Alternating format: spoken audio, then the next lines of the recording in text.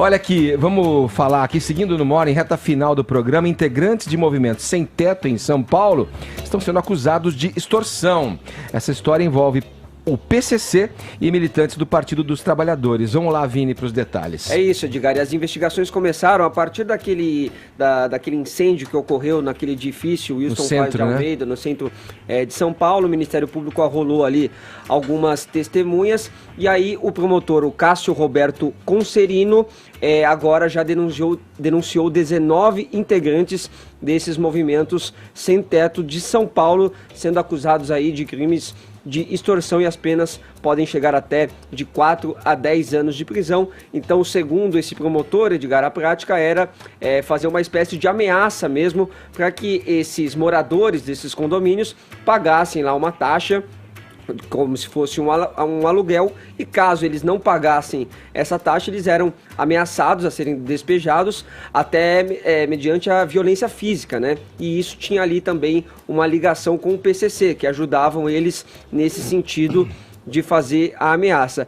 E também existia ali uma ameaça para que eles votassem em políticos do PT nas eleições, né? Então, tudo isso foi denunciado aí por esse promotor. A denúncia diz o seguinte, olha: além do irrito pagamento de aluguel mensal, eram obrigadas a adimplir o rateio da manutenção dos edifícios sem qualquer planilha de custos que justificasse o aporte, a maior sendo certo que os imóveis se mostravam sem quaisquer condições de infraestrutura hidráulica, elétrica, de segurança, de habitabilidade, com ligações clandestinas de luz, o famoso gato, e de água, e que também eles eram forçados a votar em integrantes do PT, mudar o título eleitoral para o centro de São Paulo, participar de invasões a novos prédios e, por fim, participar de atos em apoio ao ex-presidente Lula e a ex-presidente Dilma. Então, a denúncia aí também mostra um pouco aí de alguns enriquecimentos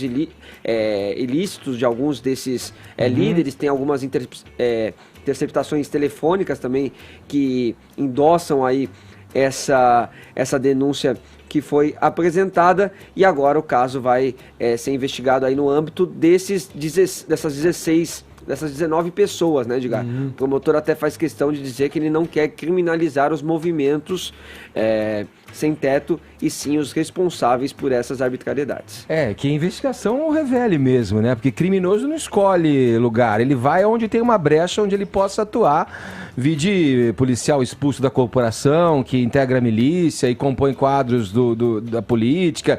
Vide integrantes criminosos, né? Os criminosos do PCC que se infiltram também em legendas, onde eles encontram espaço e eles vão atuando. A gente não pode tapar os olhos para o verdadeiro problema aqui, né?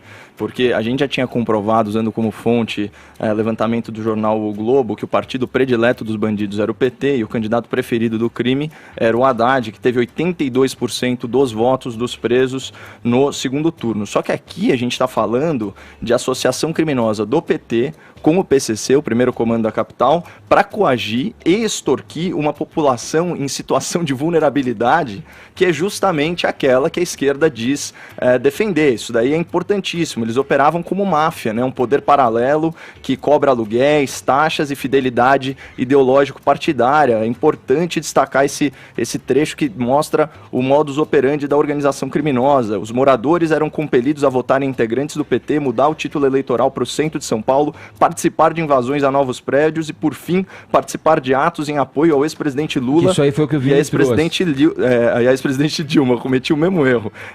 E olha só, a denúncia é muito robusta do Ministério Paulista, são mais de 30 páginas, 19 denunciados, né? E entre elas as lideranças dos ditos movimentos sociais e movimentos populares, porque não são populares, porque não têm representatividade nenhuma, e não são sociais, porque são criminosos, né? E aqui vem o ponto mais importante, aliás, falando sobre isso, né? Que é o da política identitária, né? Aquela prática de dividir a sociedade em rótulos, e você usa esses grupos sociais como massa de manobra para chegar ao poder. Não é à toa que o professor Augusto Nunes se refere a uma dessas lideranças, né? Desses supostos movimentos sociais, como, abre aspas, gigolô de sem teto, no sentido de que essas lideranças elas exploram politicamente, né? E ao que tudo indica economicamente, essa demografia, né? Então, esse é o principal aspecto dessa notícia, né?